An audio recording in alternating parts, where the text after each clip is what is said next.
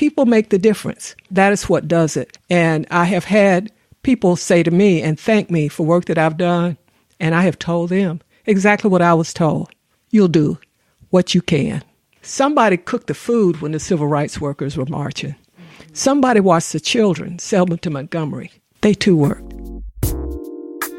Welcome to the Zami Nobla National Organization of Black Lesbians on Aging podcast.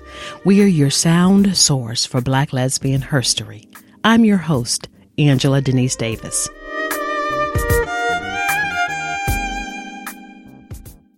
Our conversation today is with Pat Hussain, a longtime community organizer and social justice advocate in Atlanta, Georgia.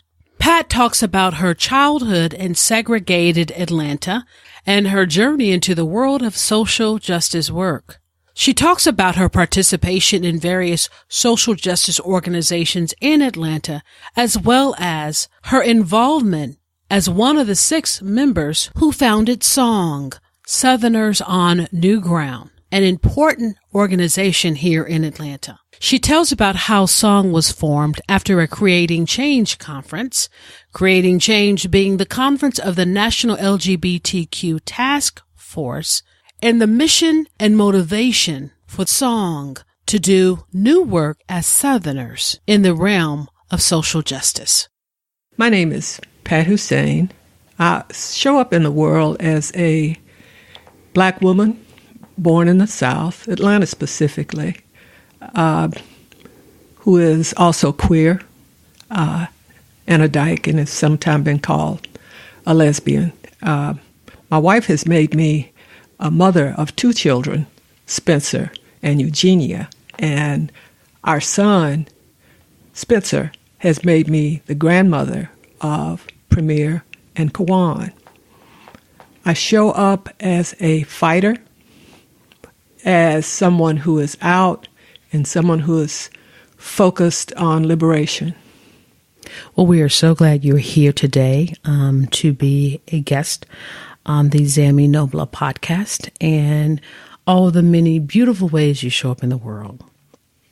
It's so great having you here because you're also captured in an oral history book by E. Patrick Johnson, Black Queer Southern Women, where you tell your story there. And we've encouraged women to go out and buy that book. But we have you here today in flesh, so we can hear some of that story as well. What was it like growing up in Atlanta during the time you did? It was during segregation. I'm familiar with the segregated South. My parents bought a house in a little subdivision called Urban Villa, which was called Dixie Hills, Northwest Atlanta. And it was comfortable, a 2-car family, and my mother was a teacher, became a reading specialist. My father was a postal worker, became a postal inspector. And there were a lot of things that parents were able to shield us from growing up in that segregation to soften it some. Mm-hmm. But also understanding now that I'm older, that the way I grew up is how I thought everyone else grew up, that all our experiences were the same. Mm-hmm.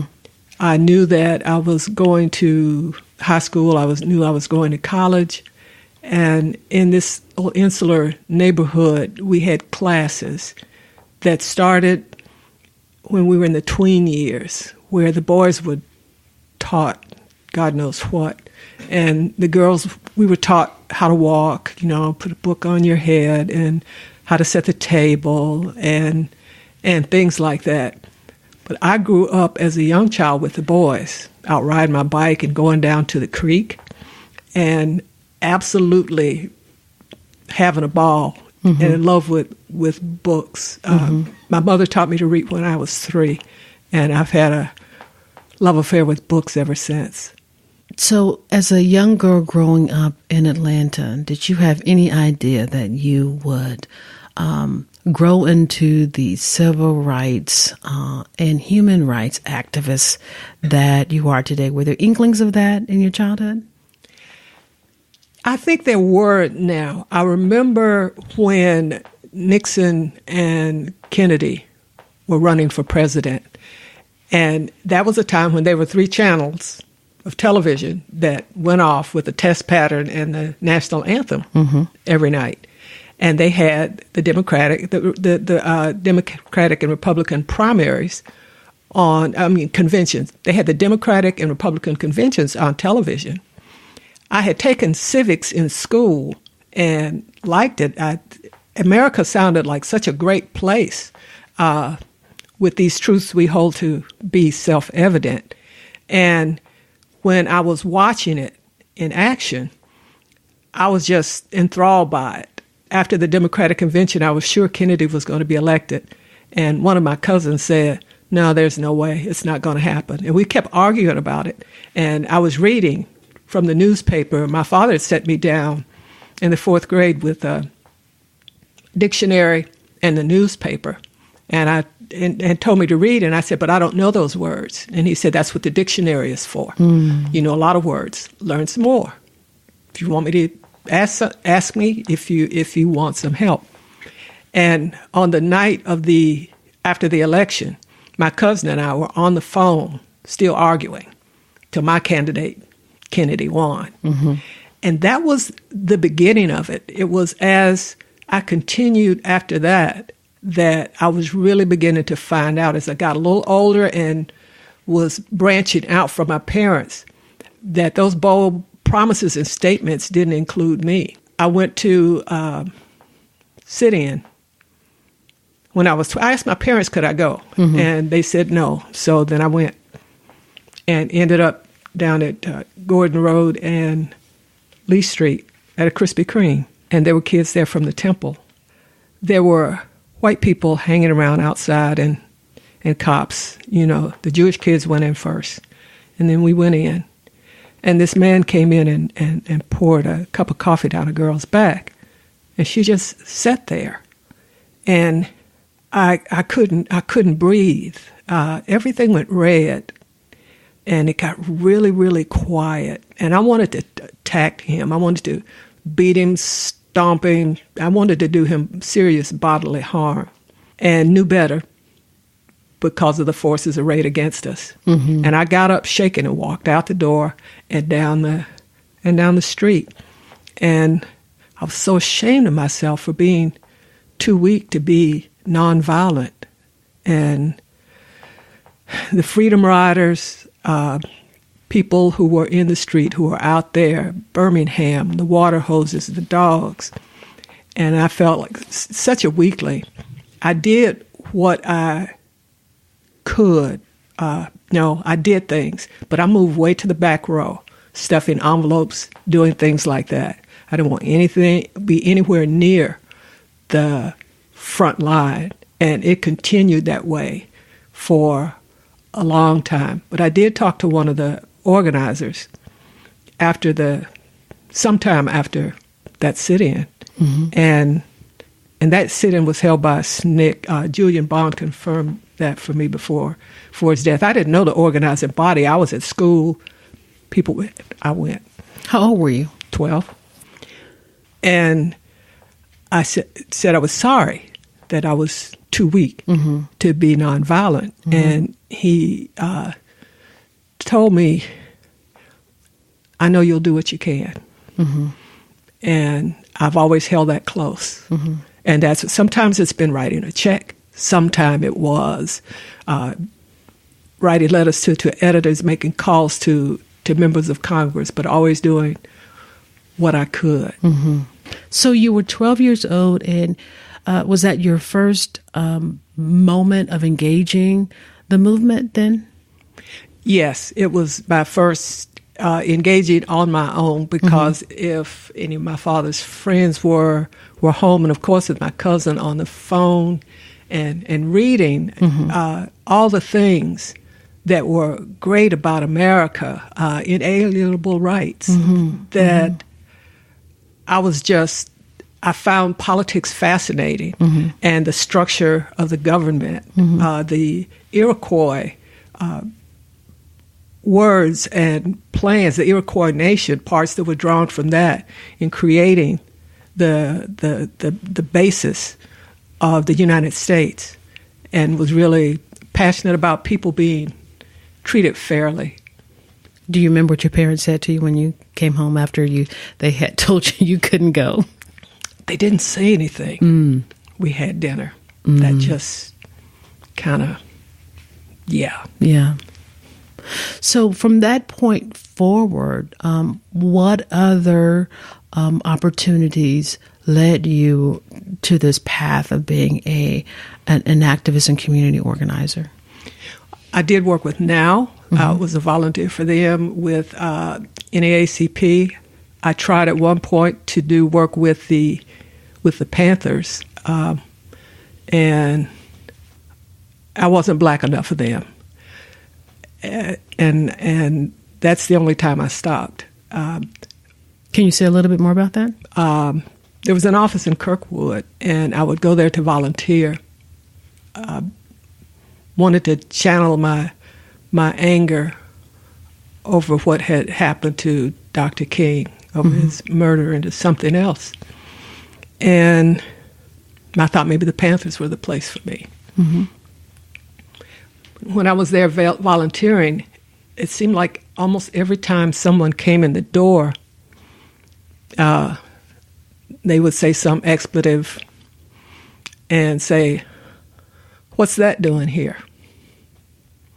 And it was as if it made me feel like I needed to prove that I was black enough, that I was suspect until otherwise identified. And I thought that I didn't expect that to be an issue like that, but it wore me down because it just kept happening. So you were frequently mistaken for a white woman Yes. working in black causes. Okay. Yes. Yeah. Yes. When the world was a lot more black and white, because then as now, I thought I looked like the garden variety Negro, and I guess the saddest part of it is that no one ever defended me or said stop, leave her alone. How has that shaped the way in which you continue to move through civil rights, organizing and activism, and just in general, the way in which your identity was shaped as an African American woman?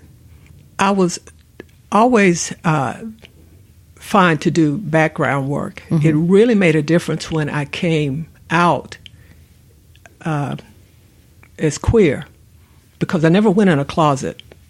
When I was out, I was out. When I found out who I was out. I knew I was different, that there was nothing wrong with me. And yet there were black organizations of gay folk in Atlanta, and I stayed away. I had been hurt by that as a child, and I couldn't bear it after I found my people, that they would find me less than. And the best way I could ensure that didn't happen was to stay outside the circle. When did you come to know that you were queer? I was in my late 20s, and I had married 2 men. The first one, when I was 18, I was a virgin bride. That maybe should have told me something right there. And when he asked me to marry him, I said, "Well, I don't love you." He says, "Well, you learn to love me." I say, "Oh, why not?" And my mother turned it into this huge production. 10 bridesmaids and junior. It was really, yeah. And I really wasn't interested in that, but it wasn't my wedding. It was her wedding. And I remember one evening, my fiance and I were going out, and she said, "Well, we have to address these invitations tonight." And I said, "We're going to the movie." And she said, "Well, I guess we'll just have to call it off." And I said, "Okay," and went to the movie. and kind of like going to the city. And it was the last I heard of that because I wasn't invested in it. It is one of the regrets of my life because he was in love and I wasn't. And I hurt him because I didn't know any better. And there was not anyone in my life. There was not an older woman, sister, auntie, grandma that would pull me to the side and say, baby, what are you doing? You love this boy? There were no conversations like that. After I married again, my husband had to go back to Pakistan because his father had gotten sick. And women were second-class citizens there, and I knew it. And he wanted me to come, and I was absolutely not going. I told him I could be a second-class citizen right here. I didn't need to get on a plane. And every time I would ask him, what does your father do? He'd just laugh and say, men's business. And it was during that absence, because I had never felt anything in my heart. I'd been around girlfriends, women, weeping over men, and my constant advice was, get another one. There are a whole lot of them out there. It's like the bus. You get off, there's another bus coming. And I couldn't understand why they were agonizing over that particular one. And I thought, since I've never had the feelings that I see my girlfriends and relatives have, maybe the love of my life is a woman. So I went where you go when you have questions. I went to the library, found a book called The Bisexual Option. And I thought, well, maybe I'm bisexual. It wasn't until the first time that I had an intimate encounter with a woman that I realized, no, I was queer. I was queer. And it's the reason I didn't go in the closet. There was no way I was going to be able to bottle up who I was and take me or leave me. Whatever happens, it's kind of like walking around black. You just are. You don't get to decide who knows you're black. They see you, that's it. And queerness came to me in that same way. It's who I am. I took each member of my family separately. I wanted to meet them on neutral ground because I really didn't know what they were going to say. Catholic upbringing. And so I didn't want anybody to tell me to get out of their house. And each one said, after we got to the neutral zone, so you're not sick. You're okay. That's it. You're gay. Okay. You sure? Oh, okay. And that was it. And so I had family support, which was wonderful. Did that include your parents? Yes, it did. It did. And that meant a lot to me, just to know. I knew that there were people like Anita Bryant coming to Atlanta that were standing. And I'd already gone through that before. I was a supporter of gay rights before I knew I was a member of the family. And remembering her coming when I was maybe 20, that I would talk to my friends and about gay rights and tell them, if it is legal to discriminate against people because of who they love, because you believe that they're having sex with someone who is the same gender, how many black people do you think are going to look gay? Apparently all it takes is an accusation. We should be supporting them because it's not right. It's not our business. But it would be in our own best interest to stand with them, because we'll be dragged right down that hole. I want to clarify something, because you mentioned your second husband. Yes. Your second husband was from Pakistan? Yes. Okay. And your first husband was African American? Yes. So I'm curious, how did you meet your second husband? I was living on Beaufort Highway, working at an AT&T long lines installation. And a friend of his, my brother, was living in an apartment below me. And his girlfriend, Janice, and friend Iqbal Ahmed had a friend, Raja Iqtidar Hussain. And I met him at a party. I saw him. And then Iqbal Ahmed, Ike, talked to me a day or two later and said he wanted to be introduced. And I said, well, tell him to come by. He said, no, that won't work. You have to be introduced. I said, so, all right, that's fine. And I really, really liked him. Did you ever find out what his father did for a living? I never found out. I never found out. When he came back and I gave him with both men, I fought about my name.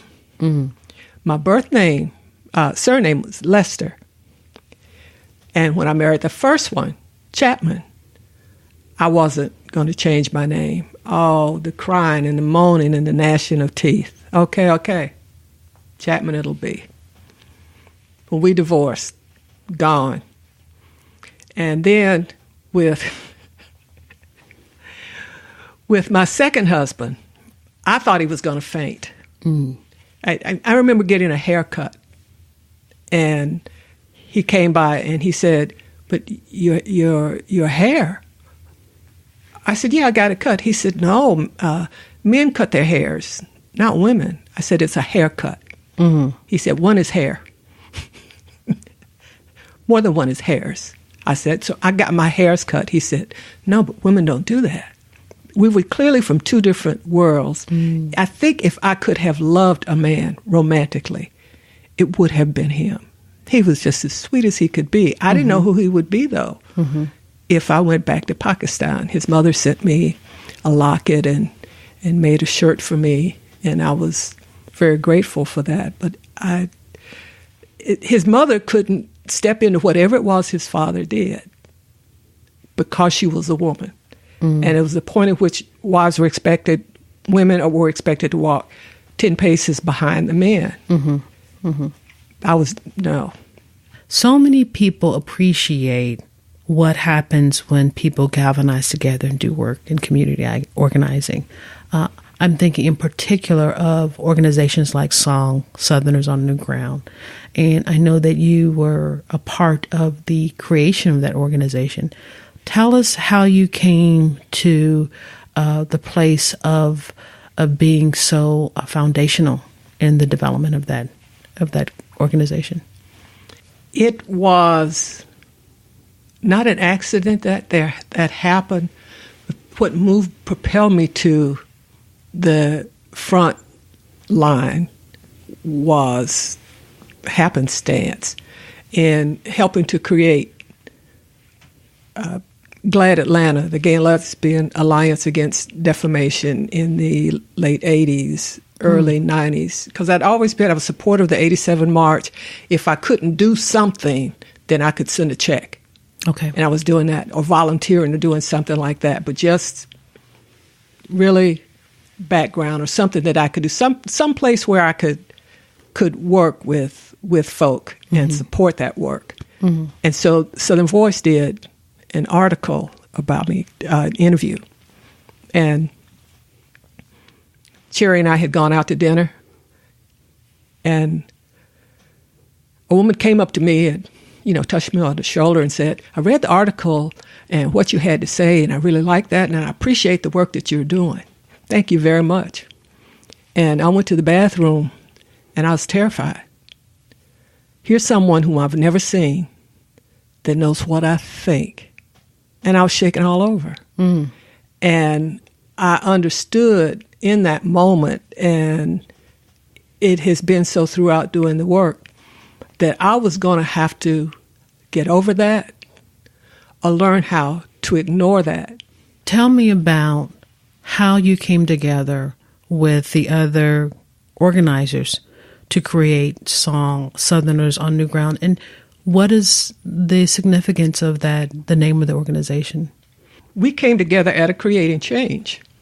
We were in Durham, North Carolina, the first time a Creating Change had been held in the South, and that's because another city turned out to be unable to do it. And there were people concerned about coming to Durham where there are airports there. Mab Segrest was doing plenary on, and part of the discussion was she was using examples of NAFTA, and there were people saying, that's not a gay issue, why are we talking about that? And a Southern organizing meeting, Southern organizers, white organizers who had sent out flyers, as we did back then, a mailing list, and tried to become multiracial and multicultural, and nobody came and didn't have any idea what the next step was. It was also a time when gay people were equating gayness with blackness. There are similarities. They're not the same. I never sat down at the dinner table and told my mom and dad, Mom, Dad, I don't know what you're going to say about this, but I'm black. Mm-hmm. You know, there's no coming out process. There's no way to it was completely different than that, even though the treatment could be similar. Mm-hmm. And the six of us had known of each other, been around music festivals or various things or other organizing stuff. So you started with six people. Who were the six? The six were Mab Segrest, mm-hmm. Joan Garner, Pam McMichael, Mandy Carter, Suzanne Farr, and myself. Pat Hussain. And the ever-present Cherry Hussain, Miss Cherry. Mm-hmm. We talked there, and there was an incident in which we talked about the South is different. Mm-hmm. And Pam McMichael said, when the South is in motion for justice, the whole country shakes. Through the decades previous, we had all been asked to do single-issue organizing, to subdivide. I'll work on race over here, gender here, economics here, gayness here. Mm-hmm. And so that's a lot of meetings. Mm-hmm. And it was our desire. We'd each ask ourselves, what do we want? And mm-hmm. what we wanted was to be able to organize as our whole selves, not to have to subdivide, so that I didn't have to choose between my love of Cherry, my wallet, my skin, or my ovaries. When mm-hmm. and where I enter, mm-hmm. come as my whole self. And that was what we wanted, and to do it in a Southern way, because the South has always been different. I'm a little surprised now the nation is still grappling with how racist and sexist this nation of ours is, when the South has for a long time been very clear. Mm-hmm. Mm-hmm. The overt racism, sexism, and homophobia, people were clear. Yeah, we hate y'all. So once you all came together to form SONG, Southerners Underground, I love the name of the organization. What was the next piece? I mean, and how long were you involved with it initially? We came together. A friend loaned us a house, and Cher came and cooked for us, and we were figuring out how, as Southerners, mm-hmm. The idea of being here, intimately connected to the old Confederacy, gives us a different lens through which to view things. Mm-hmm. And as the South, there were probably debates about whether Atlanta or Birmingham is the cradle of the civil rights movement, or Mississippi, where Mrs. Fannie Lou Hamer was. But this is where the resistance continued. There were things that there's organized, it happens in other places, but it doesn't happen like it does in the South. Mm. And so that's why we were clear, Southern, and something else has happened, a vision-based organizing. One of the first things that we encountered coming out of that creating change was two gay white men in Mississippi had been killed execution style. And shortly after that, a young black man, 16, 17, had confessed to the crime. And it was the gay panic defense. Hmm. And he said these men picked him up and they were going to rape him. And so he panicked and killed them. A panic doesn't give you an execution style killing of two men. So it was in those fractures, in those intersections where this was coming, pitting racism against homophobia and the usual suspect. And we worked with some people in Mississippi on that. That was one of the first things we did. But to figure out how do we, rather than draw a line between our different identities, to draw a circle around them and say, this is the most important issue to us. And for me, an inherent right, what we believe in most, I don't think will ever be written in the Constitution or the Bill of Rights. It's the right to be left alone, to be unmolested in our lives, just to be able to live. And as we say now in song with our campaign, free from fear. How long did you work initially with song? I am not sure because I collapsed under the work. I had what I call a train wreck. I know now it was post-traumatic stress disorder and clinical depression. And I just stopped functioning. I spent some time in a hospital.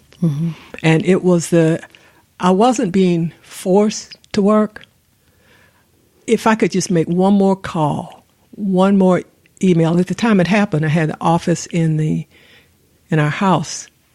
And it's a really gray area after that where I just wasn't functioning. But that's what stopped it. But song never let go of me. Indeed, they haven't, because you're now working with song again. Yes. And it's interesting because now there's a real intergenerational flavor to your being there, offering leadership, and they're having younger people. What has that been like working in the context of community organizing in an intergenerational capacity? It's been wonderful. When we came together from our earliest meetings, the six of us were clear that it was not about any one of us. It was about the work. And to look at how we could, in vision-based organizing, raise up and look at what we want. What's our dream? What's our desire? What do we want? And then let's come back to ground and say, how do we make the path to that? Because the place where we're going, no one's been. And we know we're going to make mistakes. We're going to stumble and fall. And we want to get up and keep going. And that mistakes, not out of malice, out of not having any roadmap for where we were going. You spoke earlier, particularly as you were talking about your childhood and then your two early marriages, about the world being real black and white. And we live in this seriously technicolor and beyond hyper technicolor world where there's so much diversity. There's so many more things that need to be accounted for, particularly along the lines of gender, disability, I mean, all these different things where everyone is saying, I have a right to be included in that circle of attention. What do you think as a community organizer about just the diversity and even thinking about labels, the way in which we find it necessary sometimes to put labels on things in order to understand them and then work from that vantage point?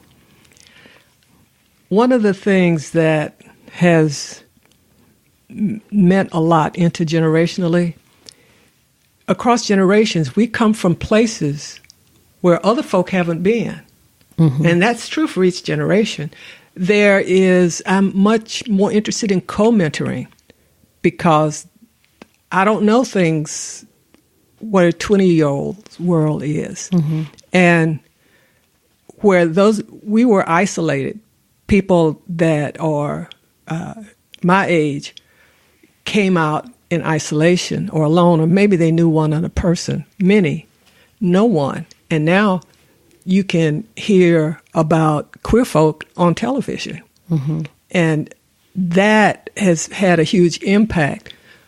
And when I speak of the founders, for it being not about any one of us, but about the work, that's part of making way for not to clutch an organization that the 5 of us that are left are still the staff or have become the staff in song. And it's ours because it belongs to our community. And song was designed to grow beyond us mm-hmm. and to model how you can step aside without stepping away, to remain involved. And you did mention names, people being included. As someone who has been a member of the NAACP, I don't expect the National Association for the Advancement of Colored People to change its name. Mm-hmm. That's fine. It speaks to a history of struggle, and you can embrace different work. How do you choose to identify yourself in the world if someone were to ask you that? I will tell them that I am a Black dyke, that I am queer. I use those terms interchangeably a lot. And I understand that I haven't encountered it. It may be out there that Black people would object to me not saying that I'm African American, that there's got to be a lockstep, because there's not. Thurgood Marshall left when the last time he spoke, he talked about Negroes and colored people, and no one said a word, which was absolutely appropriate. Mm-hmm. He was telling you his story. And that we need to communicate with each other. I think we don't mean harm, but not meaning harm doesn't mean we don't do harm. But we take it on these complex issues and discussing them, or hopefully discussing them, rather than just we're talking and listening. Mm-hmm. And when we engage in that, we're using our oppressors' tools to destroy each other. And I want us to try and figure out a way to hear what people are saying and then figure out what's the best thing for us to do. Mm-hmm. And maybe we're going to agree to disagree, but that doesn't mean that we're not in struggle together because we don't agree.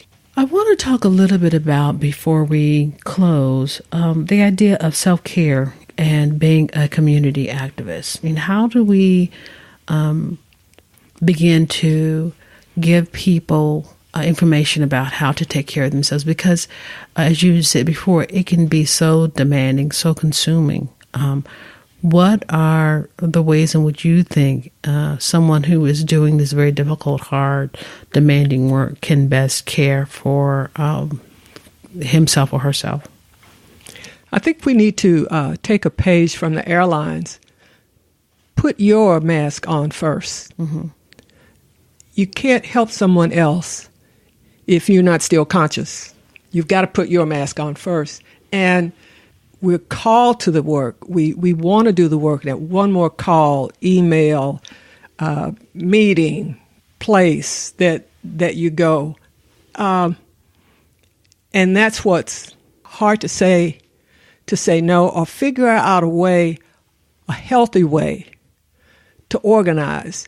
The love of the work will drive us, and by taking care of ourselves, we take care of the movement. And to remind each other, because for the most part, I think when someone stops showing up, that the presumption is that they've lost interest.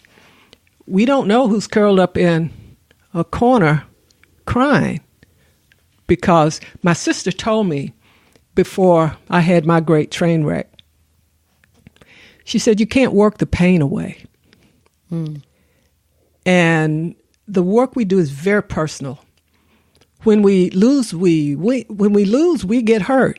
But when we win, we get hurt too. Mm-hmm. And it has not been in our past to pause and stop, to be still, as the grandmothers say, be still, to engage in self-care and to be really serious about this, not as something that is the flavor of the month that we're going to talk about, self-care, just looking at the longevity of people within our movement tells us that we burn up and we can do better. I have one final question to ask, and you can determine whether or not you want to answer this or not. When I moved back to Atlanta in 2007, I was actually living in Mableton, Cobb County.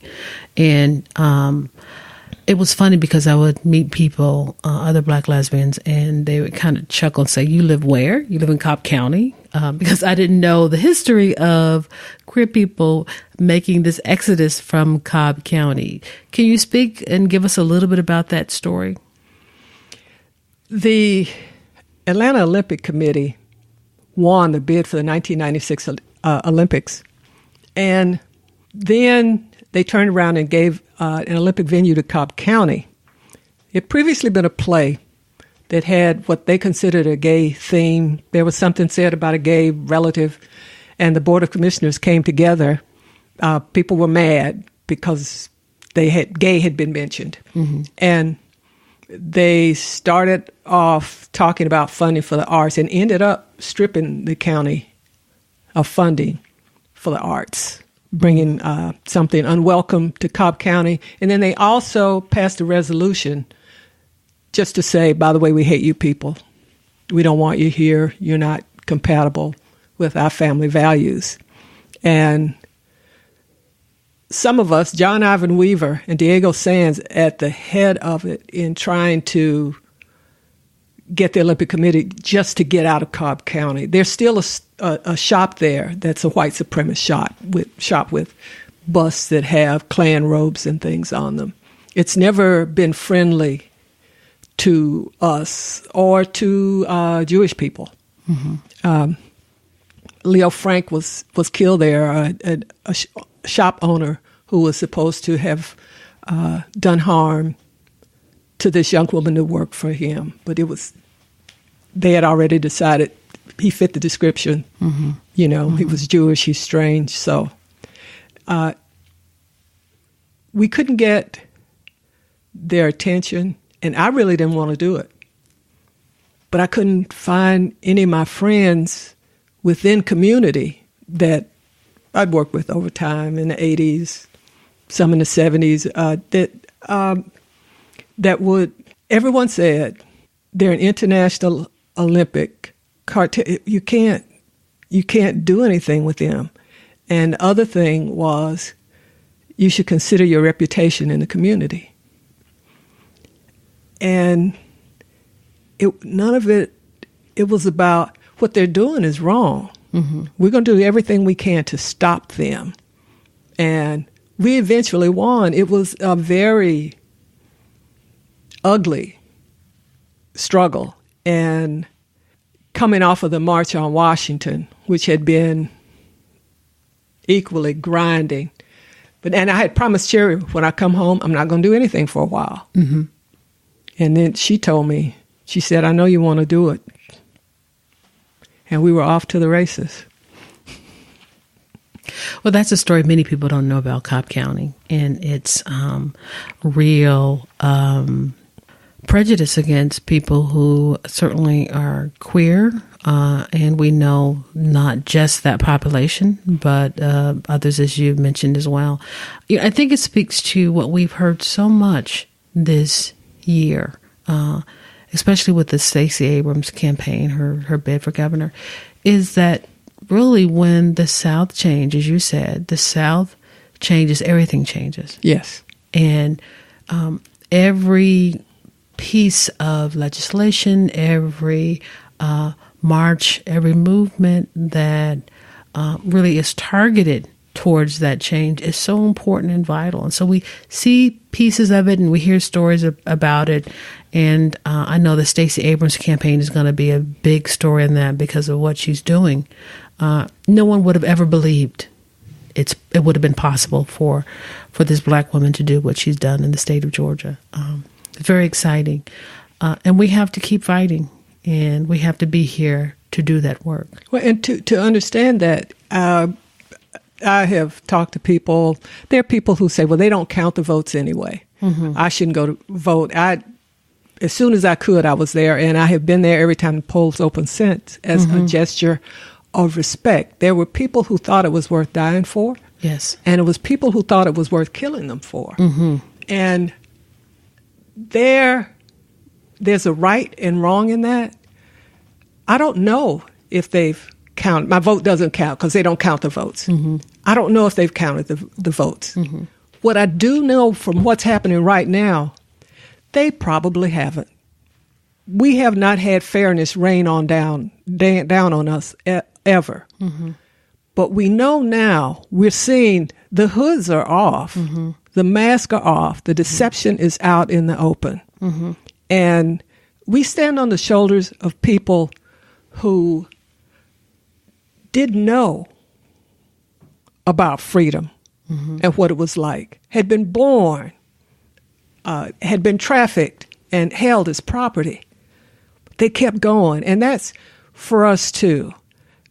Our votes will count, do count, because we're going to keep voting and marching and doing whatever it is we need to do to finally to be treated as citizens of this nation and make room for people who cross the borders, just as the European invaded in ships a long time ago, to be on this continent and free from fear. Is there anything else? We've covered such a wide spectrum of your activism and your thoughts on what currently is happening today. Have we left out anything? Is there anything else that needs to be said? I would say that what I was told when I was 12 still resonates. I do what I can. And if each of us will do that, that's going to be fine. That's all we've got, what we can do, and that to make a difference. And some of that is around using privilege. I have the privilege of American birth. I can stand up. I can call my member of Congress. I can write them. I can do things as someone who is native to this country to push back. And that's a privilege that I can just not use. But to me, it's about, we say unity, diversity. We have to learn reciprocity. When do we show up? Who are we with? And that's about using your elbows to make room in rooms where you have power and privilege for someone else, because that's how we move forward. If we can't go to any more meetings. It's only 24 hours in a day. But how can we raise our voices? And how can we lift our pens? How can we get involved or trap uncle in the car on a long road trip and say, I've been meaning to talk to you. In those places, because people make the difference. That is what does it. And I have had people say to me and thank me for work that I've done, and I have told them exactly what I was told. You'll do what you can. That's somebody cooked the food when the civil rights workers were marching. Somebody watched the children, Selma to Montgomery. They too worked. Oh, I love it. That's a beautiful takeaway, that everyone should do what they can and all work matters. Yes. Pat Hussain, it has been such a pleasure having you on the podcast today. It's been my honor to be here. And thank you for sharing in our Black lesbian history. Thank you.